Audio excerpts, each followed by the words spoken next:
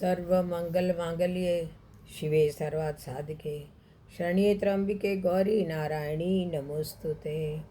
बोलो माता रानी की जय हो, संतोषी माता की जय हो, अपने अपने कुल देवियों की जय हो। जय जय श्री राधे। आज आपने एक प्रसंग सुना रही हूँ, अपने पर आए। फ़ोन की घंटी तो सुनी, मगर आलस की वजह से वो औरत रजाई में ही लेटी रही। उसके पति राहुल को आखिर उठना ही पड़ा। दूसरे कमरे में पड़े फ़ोन की घंटी बजती ही जा रही थी। इतनी सुबह कौन हो सकता है जो सोने भी नहीं देता। इसी चिड़चिड़ाहट में उसने फ़ोन उठाया। हेलो, कौन है? तभी दूसरी तरफ से आवाज़ सुन सारी नींद खुल गई। अरे नमस्ते पापा, बेटा बहुत दिनों से तुम्हें मिले नहीं, तो हम दोनों 11 बजे की गाड़ी से आ रहे हैं। दोपहर का खाना साथ में खाकर हम 4 बजे की गाड़ी से वापस लौट जाएंगे। ठीक है। हाँ पापा, मैं स्टेशन पर आपको लेने आ जाऊंगा।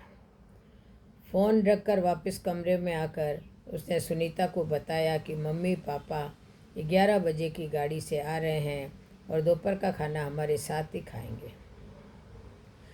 रजाई में घुसी सुनीता का पारा एकदम सातवें आसमान पर चढ़ गया। कोई इतवार को भी सोने नहीं देता।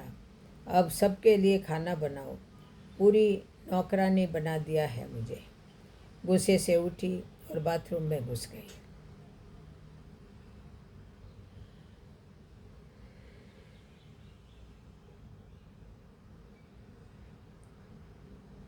राहुल हक्का बक्का हो उसे देखता ही रह गया। जब वो बाहर आई तो राहुल ने पूछा, क्या बनाओगी? गुस्से से भरी सुनीता ने तुनक के जवाब दिया, अपने को तल के खिला दूंगी। राहुल चुप रहा और मुस्कुराता हुआ तैयार होने में लग गया। स्टेशन तो जाना था। थोड़ी देर बाद सुनीता गुस्सेल होकर बोली कि वो मम्मी पापा को लेने रेलवे स्टेशन जा रहा है। वो घर से निकल गया।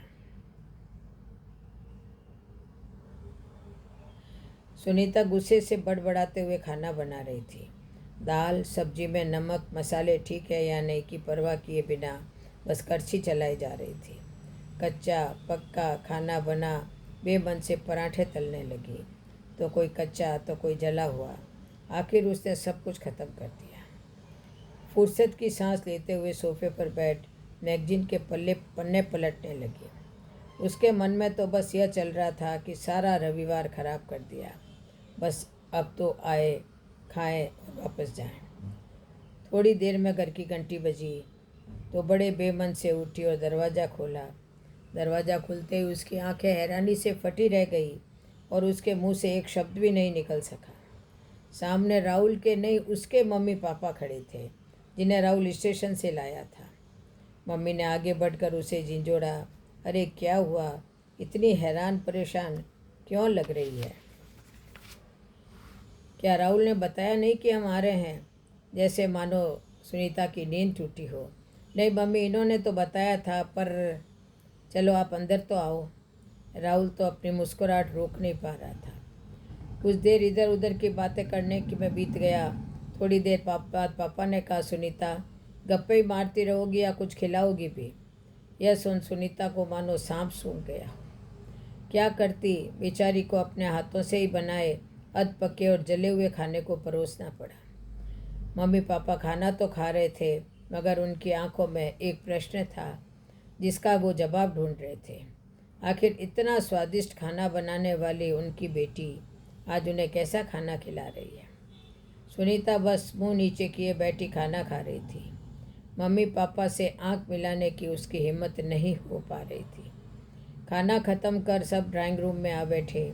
राहुल कुछ काम है, अभी आता हूँ कहकर थोड़ी देर के लिए बाहर निकल गया। राहुल के जाते ही मम्मी, जो बहुत देर से चुपचाप बैठी थी, बोल पड़ी, क्या राहुल ने बताया नहीं था कि हम आ रहे हैं? तो अचानक सुनीता के मुंह से निकल गया, उसने सिर्फ यह कहा था कि मम्मी पापा लंच पर आ रहे हैं। मैं समझी उसके मम्मी पापा आ रहे हैं। फिर क्या था? सुनीता की मम्मी को समझने में देर नहीं लगी कि मामला क्या है। पर बहुत दुखी मन से उन्होंने सुनीता को समझाया, बेटी, हम हो या उसके मम्मी पापा, तुम्हें तो बराबर का सम्मान करना चाहिए। मम्मी पापा क्या, कोई भी घर आए तो खुशी खुशी अपनी हैसियत के मुताबिक उनकी सेवा करो। बेटी, जितना किसी को सम्मान दोगी उतना तुम्हें ही प्यार और इज्जत मिलेगी। जैसे राहुल हमारी इज्जत करता है, उसी तरह तुम्हें भी उसके माता पिता और संबंधियों की इज्जत करनी चाहिए।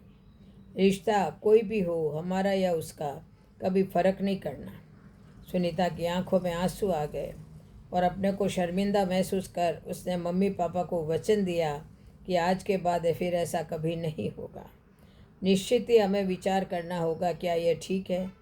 यह घटना 10 में से 8 घरों में होती है। हम ही अपने बड़े बुजुर्गों माता पिता का सम्मान नहीं करेंगे तो हमारा सम्मान कौन करेगा? हम और आप भी तो एक दिन बूढ़े होंगे, तब अगर यही काम हमारे बच्चे हमारे साथ करेंगे तो क्या हमें अच्छा लगेगा? नहीं ना। तो आओ हम सब मिलकर समाज, राष्ट्र, देश ही नहीं पूरी दुनिया को एक नई दिशा दें, जो कि हमारी संस्कृति है। ओम शांति। जय जय श्री राधे, जय जय श्री कृष्ण।